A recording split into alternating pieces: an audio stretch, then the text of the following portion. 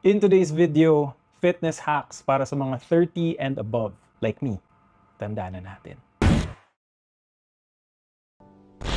What's good, YouTube? Welcome back sa channel, Jacob Alava. Kung bago kayo, this channel is all about fitness, health, lifestyle, and self-development. So guys, kaka-32 ko lang nung June 8. Tanda na natin, no? And I'm sorry if I haven't been uploading quite frequently kasi syempre, tumatanda na, iiba na rin yung priorities, and I'm pretty sure you guys also have different priorities now kasi a lot of the subscribers from before, nagsimula kayo sa akin, mga baka 20s pa lang kayo. So some of you have aged with me.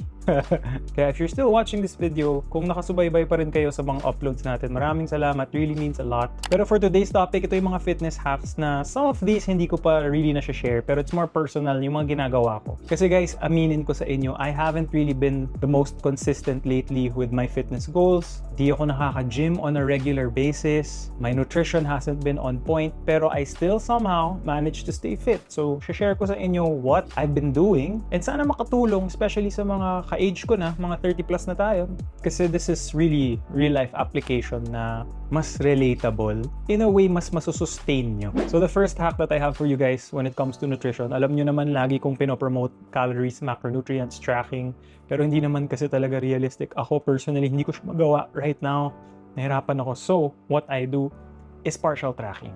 What this means is I still track, pero hindi lahat ng kinakain ko. Kasi through experience, ang tagal ko na rin nagtatrack, alam ko na yung composition ng food, alam ko na which is fat, which is carbs, which is protein. I can make those decisions kung ano yung kakainin ko without even having to track everything. And this is experience. Kasi kung some of you guys na nanood na sa akin before, I'm sure marunong na kayo sa calories and macros. A lot of people now, mas knowledgeable na, hindi necessarily kailangan i-track mo lahat. Lalo na kung busy. Kasi naiintindihan ko, ako rin, laging busy, on the go. And fitness isn't really my main priority now, pero it's still a big part of my life. So what I do is protein lang minsan ang tinatrack ko. At least nahihit ko yung protein target ko, yung protein goal ko, as opposed to kulang ako sa protein. With that, most of the time, pinipili ko pa rin yung mga better options when it comes to eating out. Hindi as greasy, hindi as fried, hindi ganun kataas yung fat, yung carbs. Pero let's be real, kumakain din ako ng mga sweets, ng mga ano. If you're like me na mas busy na ngayon, try out partial tracking. Pero before you even try that out, you really have to have the knowledge and experience when it comes to tracking,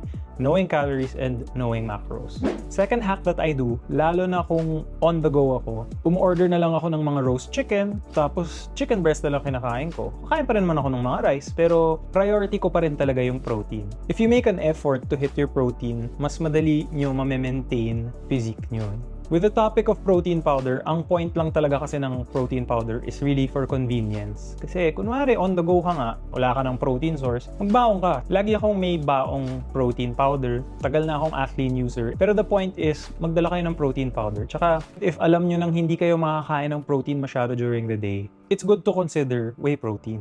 Another hack which I've already shared before sa mga ibang videos ko is almost never ako nagli-liquid calories. Hindi naman sa kinwit ko na siya forever. Most of the time, I would rather just get yung mga black coffee. Once in a while, I would get those lattes, yung mga high-calorie iced coffees. Pero bihira. Most of the time pa rin dun ako sa mababa yung calories. Kasi syempre, I'd rather eat yung calories ko kaysa sa inumin ko. Pero kung enjoy kayo sa liquid calories, once in a while, that's totally fine. Next hack is fasting. Pag alam kong hindi ko makokontrol yung kakainin ko, hindi ko alam yung calories, edi magfa-fasting ako. Pag nagfa-fasting ako or I skip a meal, mas madali for me to be able to stay at least at maintenance. Lalo na pag hindi ko alam yung calories na kakainin ko throughout the day or pag whole day nasa labas ako. Fasting just basically gives you extra space for more calories sa latter part of the day. Nothing magical about it. The less meals, the less calories. So yun yung mga main tips ko when it comes to nutrition, when it comes to exercise, workout, training. Aminin ko guys, hindi ako nakakapag-gym madalas. I probably hit the gym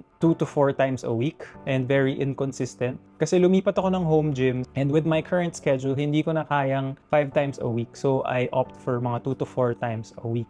Dun sa 2 to 4 times a week, mabigat pa rin yung buhat ko. At least 1 or 2 sets na close to failure or even failure. This way, mas mape-preserve ko talaga yung muscle mass ko. Even if bawas yung frequency ng pag-workout ko. For the split, I do full body. So nag-upper na ako, naglo-lower pa ako. Kasi wala akong guarantee kung kailan yung next gym session ko. Kasi erratic yung schedule. I'm sure maraming nakaka-relate dito. So what I suggest is, kung 2 or 3 times lang kayo makakapagbuhat per week, i-full body nyo na. At least have sets na close to failure or even failure. Yung pinupush nyo talaga yung sarili nyo. Huwag yung 2 times ka na lang nagbubuhat tapos sobrang gaan pa or sobrang chill lang. Eh di, wala lang, diba? Paano mo i-maintain yung physique mo? Now, if di kayang mabigat, you can go lower pero increase reps. Kasi this will give you the same stimulus. Basta close to failure pa rin yung buhat. So before we get to the next part, kung napansin nyo, iba na yung chair. At sila yung sponsor ng video natin today, Muso, Philippines. So they sent me an ergonomic chair. Sobrang okay. Kasi yun nga, tumatanda na tayo. 32 na ako. Iba na yung likod ko. Hindi na the same as nung nagsisimula ako. I'm gonna be real with you guys. Okay na okay yung lumbar support. May footrest, adjustable armrest, adjustable headrest, sakto para sa tito. Kasi madalas nakaupo ako, nagko-coach ako. A lot of the time spent sa bahay, nasa desk ako, nasarap ako ng computer, trabaho ako dyan. I do recommend this chair a lot. Sobrang comfortable niya, lalo na with the footrest. Iba rin yung tama ng lumbar support niya, adjustable pa. I would really recommend this chair kung sumasakit likod nyo or yung neck nyo. Issue ko yun eh. Pag matagal ako nakaupo, yung neck ko sumasakit. I don't know if it's the age, pero maybe it's the age. Kaya good investment ang mga ganito. If you're interested, I will link the different available chairs down sa description below and sa pinned comment. A high quality chair is really an investment for your health, for your posture and everything. Now, when it comes to activity, yung hack ko talaga sa inyo is to move more consciously, lalo na sa mga on-the-go dyan. These are simple hacks in a sense na if I have to bring a car, park somewhere, nilalayuan ko na ng konti. Kasi alam ko, baka yun lang yung chance ko maglakad during the day. Nilalabanan ko na yung katamaran. Kasi admittedly, tatamarin ka kung di ka conscious about it eh. And that's one secret why I've maintained some form of shape and leanness despite not being perfect sa kain, sa training. It's really activity. Sobrang low impact niya, hindi masakit sa joints. That's why any chance you get, guys, maglakad kayo. It's gonna be good for your health. Tumatanda na tayo. May full video ako about walking. The-link ko siya if you guys wanna know the benefits of walking. Pero I'm telling you guys, nutrition and steps alone, kung hindi naman kayo interested masyado magpa-muscle, enough na yun. So for the next tip, hindi siya exactly purely fitness related, pero in general, it's time management. Nung naging busy ako with other endeavors, time management ang una kong naging problema. Siyempre, ma-manage mo yung pagkain mo, exercise, activity, diba? Ang hirap. Paano mo yung babalance lahat yun? What I've learned is to do the bare minimum muna. Coming from me na dati, 5 times a week ako magbuhat, grabe ako mag-steps. When our priorities shift, you have to give it an adjustment period. Lalo na if it's a new job, nagkapamilya ka, may baby ka na, nag-asawa ka, magbabago yung buhay mo eh. So you can't expect to do the same things na you did before. Different phases of life. So yung sinasabi ko, do the bare minimum first. Dahan-dahanin nyo. Nag-start ako 2 times a week exercising. And I will admit, there was a time hindi ako nakakapag-workout at all. Purely steps and mindful eating lang talaga. But now it's better. It gets easier. Pero kailangan talaga may conscious effort ka to try and change it. I know it's gonna be hard, pero definitely doable. Time management is key with everything in life. Whether it is your relationships, your fitness, health mo, career mo, hindi pwedeng isa masyadong sobrang lamang dyan. They all have to balance each other out.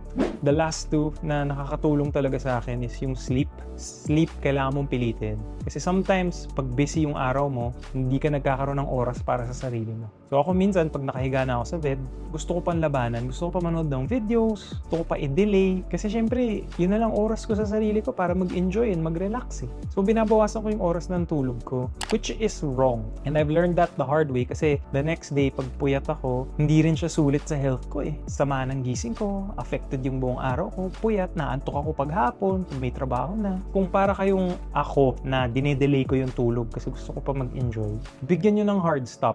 Mag-alarm kayo. Like, sige, 15 minutes watching videos. That's it.